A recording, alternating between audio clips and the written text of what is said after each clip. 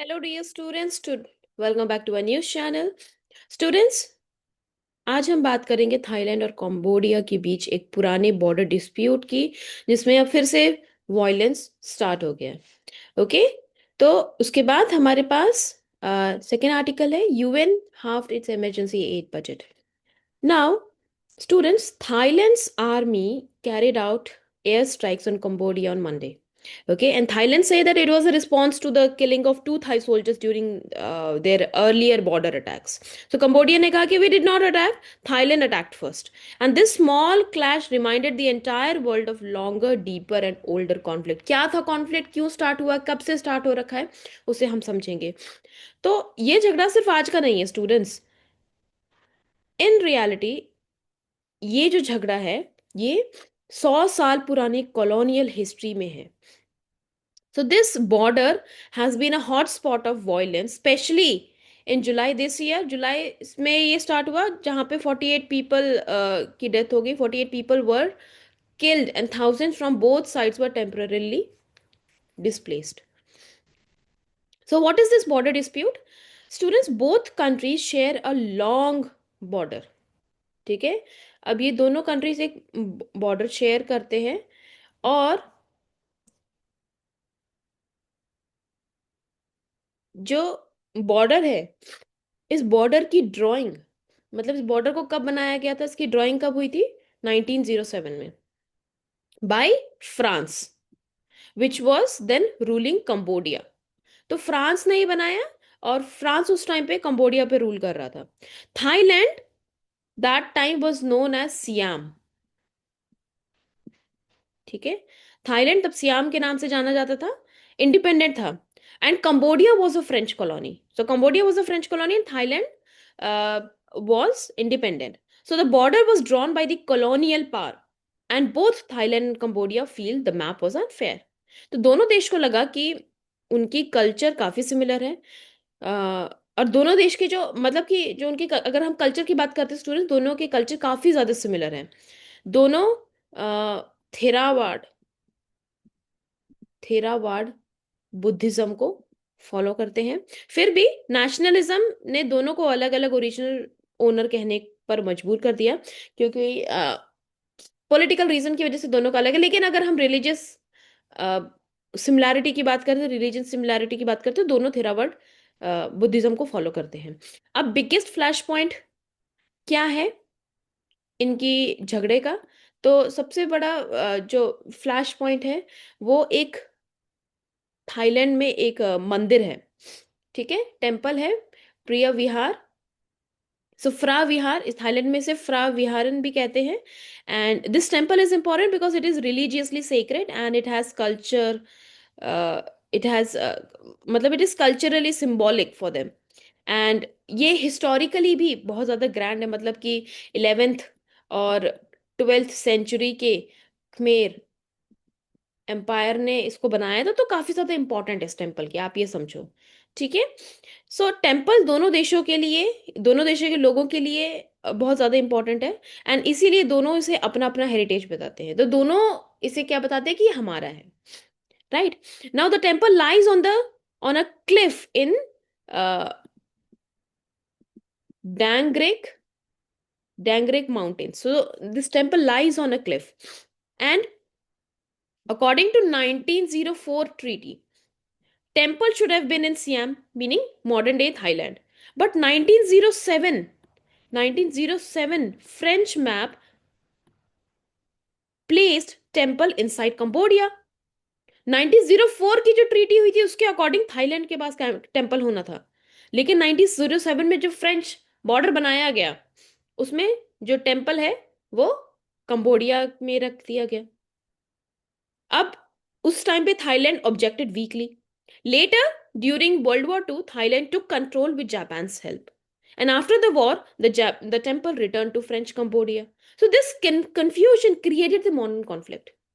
अब इस कंफ्यूजन से ये कॉन्फ्लिक्ट चल रहा है कि पहले 1904 में बोल रहे हैं कि भाई थाईलैंड के पास है, 1907 का मैप बनाया फ्रेंच लोगों ने, क्योंकि आपको पता है कॉलोनियल पावर का तो काम यही था कि वो बिना कल्चर और बिना हिस्ट्री के कंसिडर किए मैप ड्रॉ करते। इंडिया में भी ऐसे हुआ, रेड क्लिफ लाइन जब ड्रॉ की गई, राइट। तो 1907 में भी जब फ्रेंच मैप बनाया गया तो उसमें जो टेम्पल था वो कंबोडिया में रख दिया गया, लेकिन थाईलैंड ने उस टाइम पे ज्यादा अच्छे से ऑब्जेक्ट नहीं किया। फिर बाद में जब वर्ल्ड वॉर 2 स्टार्ट हो गया तो थाईलैंड ने जापान की हेल्प से वो दोबारा से टेम्पल ऑक्यूपाई कर लिया। लेकिन after the war the temple return to French Cambodia. तो ये सारा कुछ कंफ्यूजन मॉडर्न कॉन्फ्लिक्ट पे कि मॉडर्न कॉन्फ्लिक्ट को कि और ज्यादा प्रमोट कर रहा है, ठीक है। अब इंडिपेंडेंस के बाद क्या हुआ 1954 में, देखो अभी भी कहानी खत्म नहीं हुई है। 1954 में क्या हुआ स्टूडेंट्स, कि Thai troops occupied the temple, basically Thai troops occupied the temple and Cambodia then went to the international court of justice. Okay, Cambodia went to International Court of Justice. And in 1962, in 1962, so this international organization, it gave the verdict that the temple belongs to Cambodia, and Thailand never fully accepted it emotionally. ठीक है, so tension grew again in 2008. लेकिन फिर 2008 में दोबारा से tension start हो गई, and Cambodia applied to UNESCO, Cambodia applied to UNESCO to list Preah Vihear as a world heritage site. So Thailand की ऑपोजिशन पार्टीज ने क्या कहा, ये तो हमारी सॉवरेनिटी के अगेंस्ट है, हमारी सॉवरेनिटी को कॉम्प्रोमाइज किया। तो दोनों देश के जो नेता होते उन्होंने नेशनलिज्म बढ़ाने के लिए यूज किया। तो 2018 से 2013 के बीच बॉर्डर पर फायरिंग और लड़ाई बार बार होती रही। इन 2013 ICJ confirmed that Cambodia is right, area around the temple should be demilitarized, but Thailand rejected ICJ's jurisdiction later. Okay, so why do such dispute continue? This is the question. This is the most important question. See, this conflict shows how colonial borders create modern problems. अभी आप दुनिया में Asian और African issues आप देखोगे ना, मैंने आपको लास्ट पॉडकास्ट में भी बताया था कि सबका कहीं ना कहीं जो ओरिजिन है वो कॉलोनियल पार से ही, कॉलोनियल पार्स पे ही आके खत्म होता है। तो जो कॉलोनियल बॉर्डर्स क्रिएट किए गए, वो लोग तो चले गए अपने देश, बाद में जब उन्होंने बॉर्डर्स क्रिएट किए वो अभी तक प्रॉब्लम्स क्रिएट कर रहे हैं, मॉडर्न प्रॉब्लम्स अभी तक क्रिएट कर रहे हैं, ठीक है, क्योंकि उन्होंने कल्चर और इन सब चीजों को ध्यान में रखा नहीं बॉर्डर बनाने से पहले, right. Secondly, this conflict also shows that how region plus nationalism make disputes emotional, ठीक है, कि रिलीजन और नेशनलिज्म मिलकर कैसे जो डिस्प्यूट्स है उसको इमोशनल एंगल भी दिया जाता है। और जो maps which were drawn 100 years ago, it is still affecting politics today. Okay, because students heritage ownership it becomes a matter of pride. तो ये कहानी बताती है कि इतिहास का एक जो फैसला, किसी मैप की एक बाउंड्री आज भी कितना ज्यादा इंपॉर्टेंट है। ओके, तो अब हुआ क्या है, थाईलैंड ने क्या किया है, Thailand carried out air strikes on Cambodia and Cambodia says that it did not attack first, so the dispute is over a temple and a border drawn by France. तो आईसीजे ने यही कहा था कि दोनों को कि जो वर्डिक्ट दिया गया तो दोनों साइड डिसएग्री कर रहे हैं, तो मतलब कि कहने वाली बात है कि old colonial history is still causing conflicts. Okay, now students, let's go to the next article of the day. Why the UN halved its emergency aid budget. Now the United Nations, students, this organization, it has announced that it will cut its emergency aid request for 2026 by half. तो emergency add जो ये provide कराता है उसको cut कर देगा, मतलब अब आधा ही तक ही रखेगा। अब इससे होगा क्या, this decision will affect millions of people in Somalia, Afghanistan, Syria, जहां और ऐसी कंट्री जहां पे वॉर चल रहे हैं। तो यूएन कह रहा है कि वो अब पैसे कम मांगेगा क्योंकि दुनिया भर के अमीर देश, खास तौर पे यूएस और यूरोप, अब पहले जैसे डोनेशन नहीं दे रहे हैं, तो उनको अब ये जो इमरजेंसी एड का बजट है वो भी कम ही रखेगा। तो यूएन आखिरकार करता क्या है, देखो यूएन ने कितना बोला था, यूएन ने मांगा था कितना, 47 बिलियन, 47 बिलियन, बट 2026 के लिए it will ask only 23 billion. तो UN says that we had to make painful and life and death choices here. Reason क्या दे रहा है, रीजन यही दे रहा है कि western countries cut their aid budgets, जैसे यूएस हो गया, यूनाइटेड किंगडम हो गया, नेदरलैंड, स्वीडन, सब फॉरेन एड्स में कट देखने को मिले हैं। और बहुत सारे देश बोल रहे हैं कि हम अपने देश के डिफेंस और डोमेस्टिक प्रॉब्लम पर ध्यान दे रहे हैं, तो हम दूसरों पे क्या ध्यान देंगे, तो ऐसा उनका कहना है। सेकंड, जो यूएस की पॉलिसी है, देखो आप इस चीज को समझो कि यूएस एक इम्पॉर्टेंट ग्लोबल पावर है। तो यूएस की जो पॉलिसी है अभी प्रेसिडेंट ट्रम्प के हिसाब से चल रही है।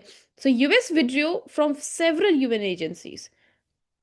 यूएस ने बहुत सारी यूएन एजेंसी से अपना हाथ खींच लिया है। यूएस ने $1 बिलियन की कटौती भी करी है। Another cut for in 1 billion is planned. And US is the largest donor to UN humanitarian work. अगर यूएस पैसा नहीं देगा तो पूरी ग्लोबल हेल्प इम्पैक्ट होती है, and the impact is already serious. Somalia की बात करें जो कि एक बहुत गरीब कंट्री है अफ्रीका में। So more than 150 health facilities are closed now. Afghanistan में बात करें, आपको पता है अफगानिस्तान में भी क्या इशू है, माल न्यूट्रिशन इज राइजिंग। यूएन ने पहले 5 मिलियन लोगों की हेल्प करी थी विंटर्स में, now it can support only 1 billion. इसका मतलब है कि ठंड, भूख और बीमारी से मरने वाले लोगों का रिस्क अब बढ़ जाएगा, right? So the question that we need to ask is, why do rich countries cut aid? Some countries, they say that there's a domestic political pressure going on. कुछ लोग का ये मानना है, कुछ कंट्रीज का ये मानना है कि माइग्रेशन के चलते उनके देश में और लोग आएंगे। डिफेंस प्रायोरिटीज हैं। और कुछ कंट्रीज कह रही कि हमारी खुद की इकोनॉमी अभी स्लो चल रही है, तो हम कहाँ से एड प्रोवाइड कराएंगे। एंड कि यही कि चैरिटी बिगिंस एट होम जो थिंकिंग है वो। पर एक्सपर्ट्स का क्या मानना है, if we stop helping poorer countries, global crisis will get worse.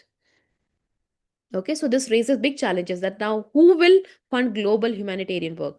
Can the UN survive with half the money? तो अगर बड़ी ताकत वाले देश पीछे हट जाएंगे तो दुनिया के सबसे गरीब लोगों का क्या होगा?